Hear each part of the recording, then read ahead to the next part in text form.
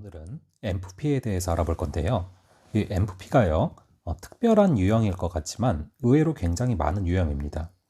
특히 현재 10대 학생들 중에서는 가장 높은 비율을 차지하는 그런 유형인데요. 이걸 보면 연령마다 갖고 있는 캐릭터가 확실히 있는 것 같아요. 10대 학생 같은 느낌, 어린아이 같은 천진난만한 그 느낌이 바로 MFP의 느낌입니다. 집안에서 따져보자면 이 막내들이 MFP일 확률이 굉장히 높아요. 흔히 MFP를 인간 골든 리트리버라고 많이들 말하는데요. 저희 막내도 보면은 밖에서는 모르겠지만 집에서 보면은 확실히 그런 면이 있어요. 제가 이제 집에 들어오면은 막 달려와서 앵기거든요.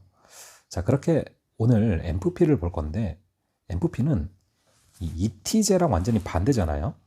ETJ가 감정선이 아주 일정해서 거의 로봇 수준이라면 반대로 MFP는 감정에 있어서 파도처럼 높낮이가 있는 그런 사람들이죠. 성경의 인물로 치자면 베드로가 그런 성격입니다. 이 레슬리 크릭은 베드로를 분석하기를 갈릴리의 호수 같은 사람이라고 평했는데요. 갈릴리 호수는 갈릴리 바다라고 불릴 정도로 변덕이 심한 편입니다.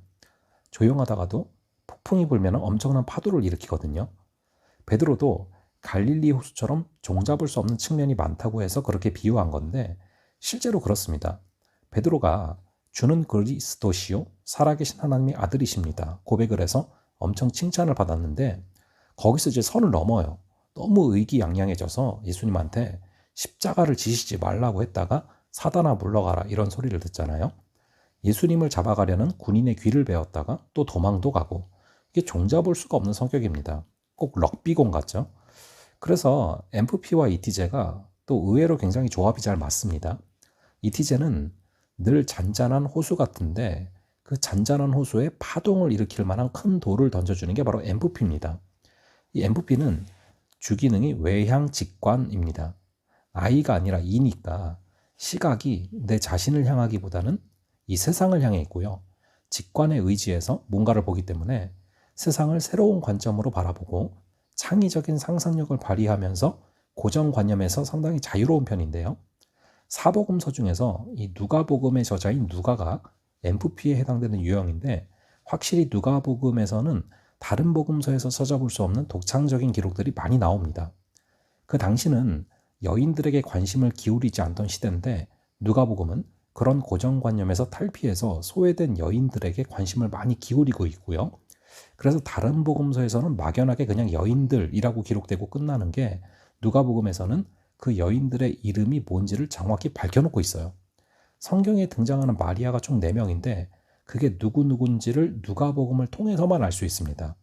예수님의 어머니 마리아, 막달라 마리아, 베다니 마리아, 요한의 어머니 마리아죠.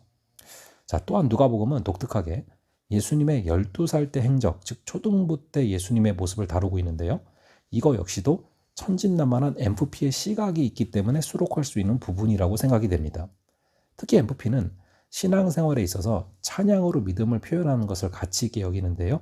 누가복음에 보시면은 다른 복음서에는 나오지 않는 마리아의 찬양, 사가랴의 찬양, 시므온의 찬양, 천사의 찬양이 수록되고 있는데 많은 성가들이 누가복음을 배경으로 쓰여지고 있습니다. 찬양으로 믿음을 표현하기를 좋아하는 MFP의 특징이 누가복음에 아주 잘 드러나고 있는 것이죠. MFP는 반복되는 일상을 잘 참지 못하고 새로운 일을 잘 벌이는 편인데요. 그래서 하던 일을 제대로 마무리하기 전에 새로운 일을 벌이는 경우가 많습니다. 자신의 전공이 성악인데 부전공으로 심리학을 하고 있고요. 그러면서도 동시에 컴퓨터 프로그래머를 준비하고 있을 수 있는 게 바로 MFP입니다. 이게 단점일 수도 있겠지만 장점일 수 있는 거죠. 이 누가복음의 저자인 누가를 보면요. 바울의 주치의로서 의사이자 신학자면서도 역사가거든요. 이런 다재다능함이 MFP의 장점입니다. 이걸 좀 더 분석해 보면은 MFP의 부기능은 내향 감정인데 어떤 판단을 해야 할 때 감정 기능으로 판단을 내리는 편이고요. 내면의 확신에 근거해서 다소 주관적으로 판단을 하는 편이라는 거죠. 그래서 상황을 객관적으로 바라보는 게 쉽지가 않은 겁니다. 그 얘기는 상황을 초월해서 늘 긍정적으로 자신을 바라보며 꿈을 꿀 수 있는 그런 이상주의자라는 얘기죠. S가 현실형이라면 N은 이상형이잖아요. MFP는 이상주의자답게 하고 싶은 게 너무 많은 사람입니다. 그러다 보니까 어떤 직장에 다니고 있음에도 불구하고 또 다른 길이 나한테 맞는 것 같기도 하고 또 해보고 싶기도 하고 그렇게 꿈도 많고 비전도 많아요. 그렇게 생각에 한계가 없고요. 항상 가능성을 바라보며 살아갑니다. MVP는 S랑 잘 안 맞을 확률이 높아요. MVP는 굉장히 세상을 아름답게 보는 경향이 있거든요. 모든 걸 긍정적으로 본단 말이에요. 물이 절반밖에 안 남아있는데 와, 물이 아직도 반이나 있네? 이렇게 반응할 수 있는 게 MVP인데요. S는 너무 이성적이라서 아니 물이 반밖에 없네. 이제 그러다 다 죽어. 뭐 이러니까 MVP가 생각할 때는 S가 자신의 아름다운 세계를 파괴한다는 느낌을 받을 수가 있는 거죠. 그럼에도 MVP는 이 세상의 S들을 도와줄 수 있는 아주 강력한 캐릭터입니다. 예를 들면 이티제는 앞만 보고 걸어가는 편이라서 생각의 틀이 아주 좁은데 MVP는 굉장히 넓은 생각의 스펙트럼을 갖고 있어요. 그래서 이티제의 시야를 넓혀주는 데 있어서 MVP만한 친구가 없습니다.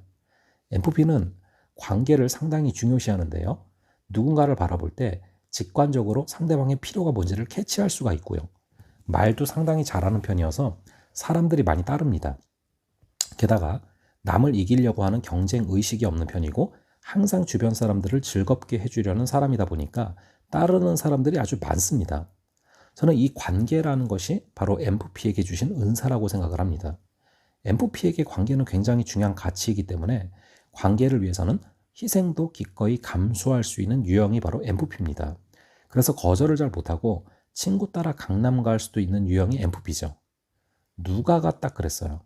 바울의 주치의였는데 결국 바울을 따라서 복음 사역에 매진하게 되면서 누가복음과 사도행전까지 기록하지 않습니까? 친구 따라 강남 가는 긍정적인 사례인 거죠.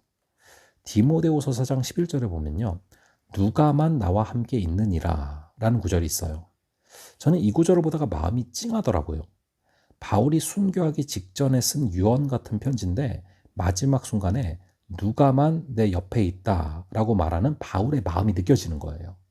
바울이 죽기까지 유일하게 옆에서 바울을 지켰던 사람, 끝까지 의리를 지킨 사람, MVP는 그런 따뜻한 사람들이고요. 그런 MVP를 통해서 하나님의 나라는 계속 이어지게 될 줄로 믿습니다.